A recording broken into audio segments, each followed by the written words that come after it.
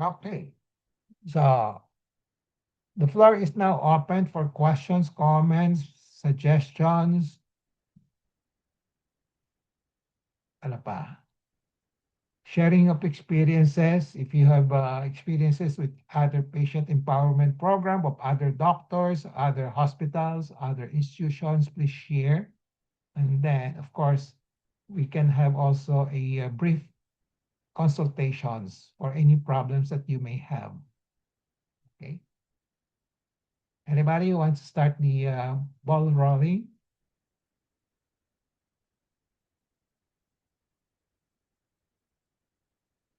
A lot of you have been here for the last 5 years. No, how do you? Okay, how do you assess yourself now? Are you empowered already? Anong status ninyo?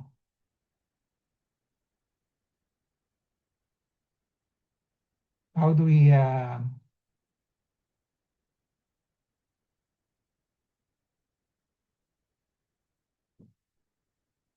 Ano kaya? Mild, moderate, fully empowered, medyo empowered, at konti. And the last one, hindi pa empowered. Okay? So, apat ang choices. Okay. So, let's have a show of hands. Can you turn on your video, all of you? Turn on your video. Show of hands na lang. Okay. How many will and evaluate themselves and say that they are not empowered after these 5 years of pep talk? Wala. Okay. How many say that they are ano yan, slight, konti lang, empowered? Good. Wala rin. How many say that they are medyo empowered na? One, si Rochelle. Okay. Sino pa? Taas lang ang kamay niya. Taas ang kamay niya, yung mataas. Ako medyo Si Ellen. empowered. No video ako kasi. Fully empowered. Okay. Medyo. Medyo. Medyo na. So how many say that are fully empowered na? Oy, sino? Si Beth. Sino pa? Okay. Si Jeng. Mayan. Very good. At least merong fully empowered. Kala ko wala eh. Sayang yung 5 years natin. Okay.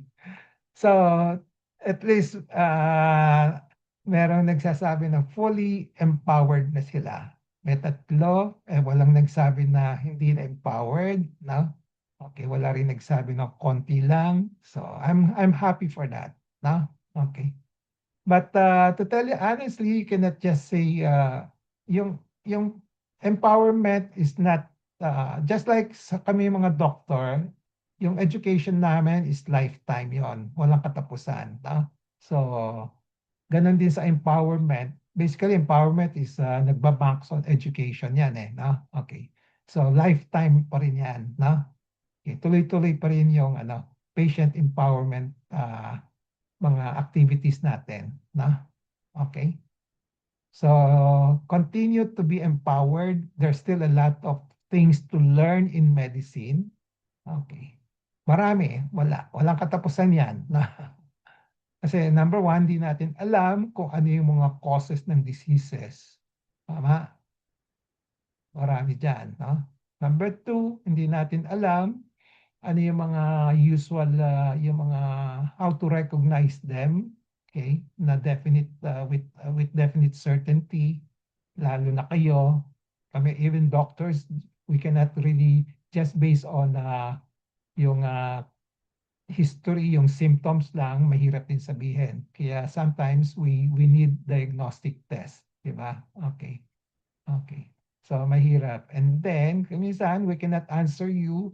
We cannot really assure you na magiging mag-cure kayo, no? Completely magre-recover kayo, etc., etc. So, marami pa rin questions, no? So, as a doctor, we keep on improving ourselves by reading, by studying, no? By analyzing. Sa akin, by writing. I do a lot of writing kasi kung nag-write ako, mas marami akong, mas, mas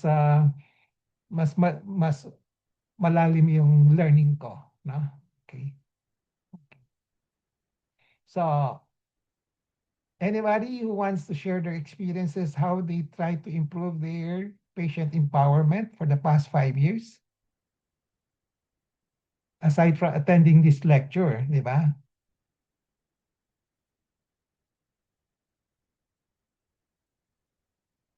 Nakatulong ba yung Olete sa inyo? Nakatulong? Can I have a show of hands kung nakatulong ba yung Olete?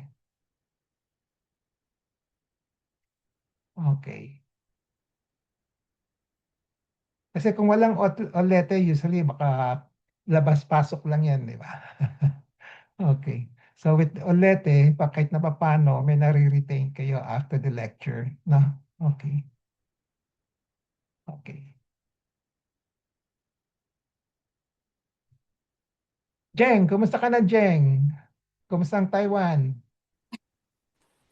Okay lang po, Doc.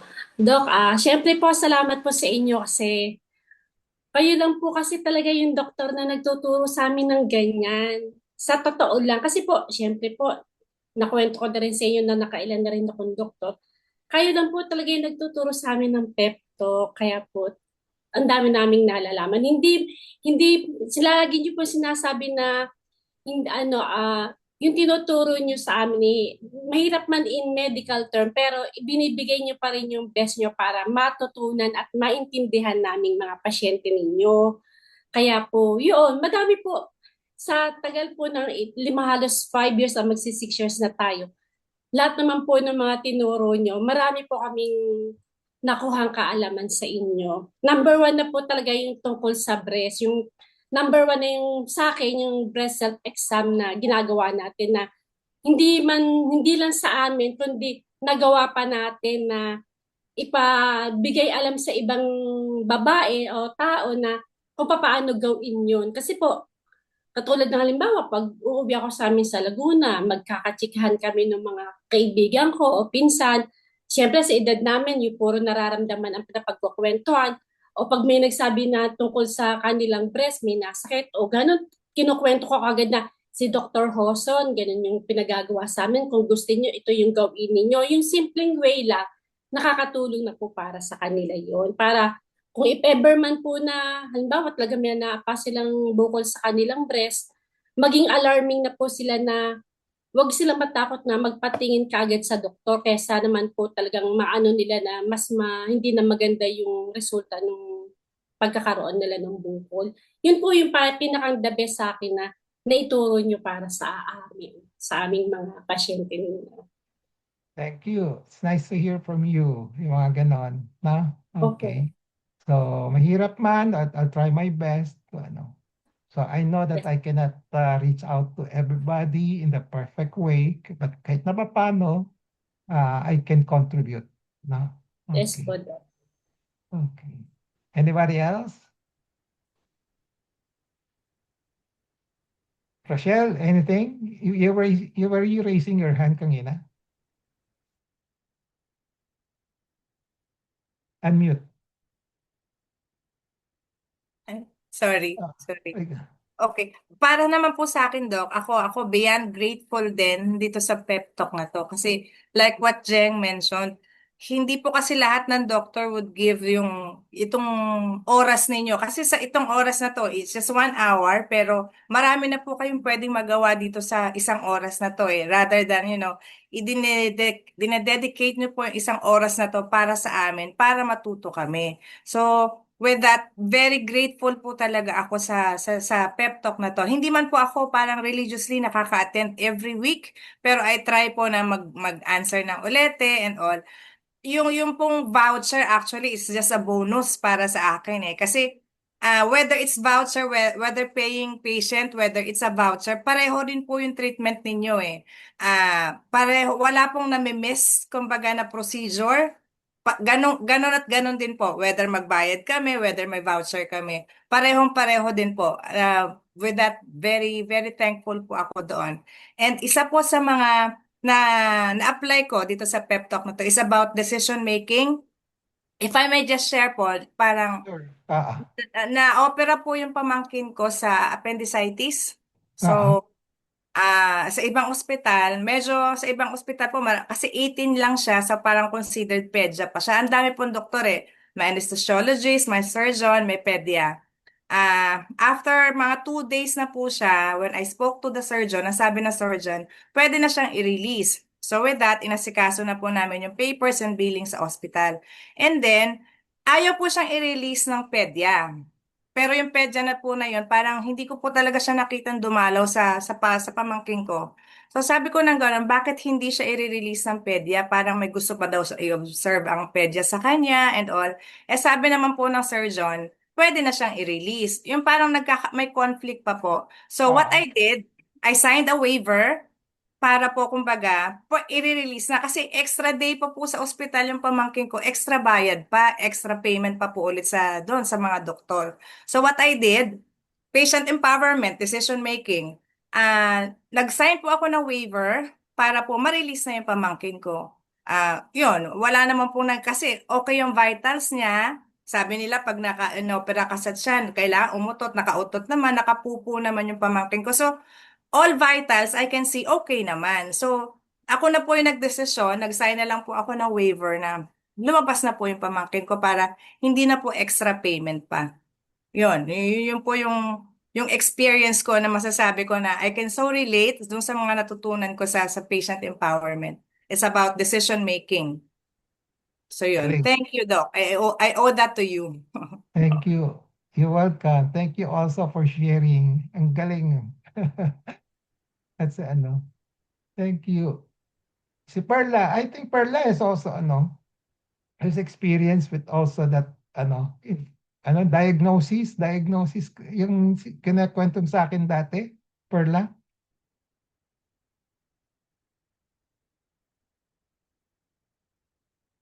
Unmute, Perla. Unmute. Okay. Ay, doktor, kasi nung na-hospital yung asawa ko sa ospital, Oo.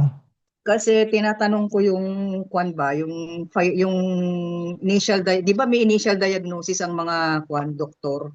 Oo. Ang sabi dong sa ospital wala daw, final diagnosis lang daw. Sabi ko, meron kayong initial diagnosis? Sabi ko, kasi wala naman yan kung wala kayong initial diagnosis. Then final diagnosis, kung ano talaga sakit niya. Sabi kong ganon. Tapos meron pa yung doktor kasi noon, sabi ko, na, doktor, ano ba yan? Parang may mas ba yan? Sabi ko kasi, di ba may nakakapa naman mga mas, doktor? Sabi, bakit alam mo yung mas? Sabi sa akin yung isang doktor sa akin. Siyempre nag-attend ako ng meron kaming session ni Dr. Hoson. Sinabi ko, sino yung Dr. Hoson? Sabi niya sa akin. Taga Manila, doktor, sa ospital po. Sabi ko doon sa doktor. Sabi, kasi ba't ko daw alam yung mga mas na ganun-ganun. Na napag-aralan ko din po yan, sabi ko sa kanya. Kaya yun din, na-apply ko din po yung mga napag-aralan namin dun sa yung pep talk. At saka yung doktor, naalala kita, pag pupunta ako sa doktor, di ba ang tagal-tagal dumating yung mga doktor, palagi kitang hinahambing. Sabi ko, yung doktor ko sa Maddox, hindi ganito. Sabi ko nga, kung sinabi niya na oras, nandun talaga siya. Dito, doktor, 2 oras ka na, 3 oras ka na, di pa dumarating yung mga doktor.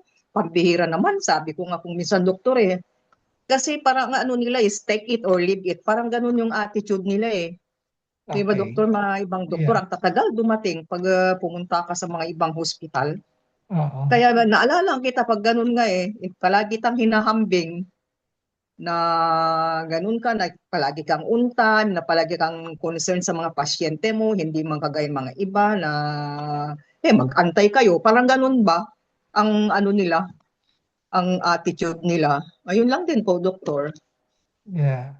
Thank you. Thank you for sharing. No? Okay. So we'll talk about your patient's rights also.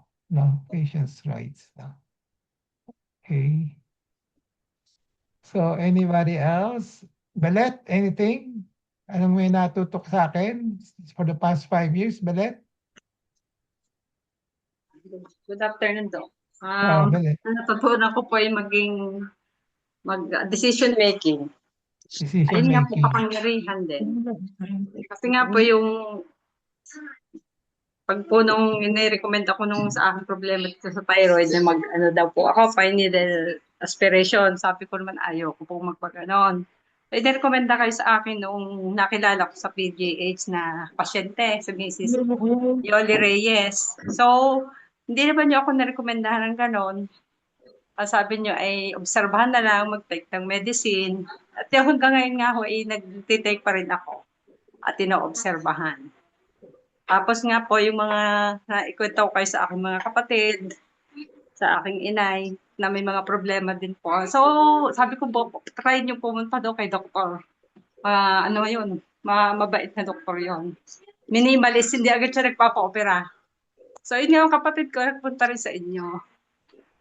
Last week yata ho yun, last May. So, sabi nga ho niya, yung pala si Dr. Hoson, ikabait. Yung na kapatid ko ngayon. Sabi ko, napakabait noon. Hindi ka kagad noon sasabihin, operahin, yun ay pag-aaralan mo na yung magkakaroon mo ng physical exam. Sabi ko gano'n sa kanya. Same doon sa isa kong kapatid. Nagpunta din sa inyo, yung tandaan niya ho, yung nasa Canada. Pa-check up din sa leeg. Ayun, nainom na rin ho siya ng gamot. So, yun ang pagiging concern nyo sa patient. Yung basta, kaya hindi kailangan laging magpapa-ultrasound agad, magpapa-mammogram. So, kailangan obserbahan mo. Yeah. Yun ang pagiging minimalist ang naging gusto ko sa inyo din. Yeah. Yun lang po daw. Okay, thank you for sharing. Basta tandaan nyo, yung mga doktor, kanya-kanyang diskarte yun no? So, we'll try to see which one is the most cost-effective, no? Okay. Yung efektibo, pero pinakamura, ganon, no? Okay, at effective pa rin, no? Okay. Okay. Any more? Any more sharing? Anybody who wants to share? Mian, you want to share?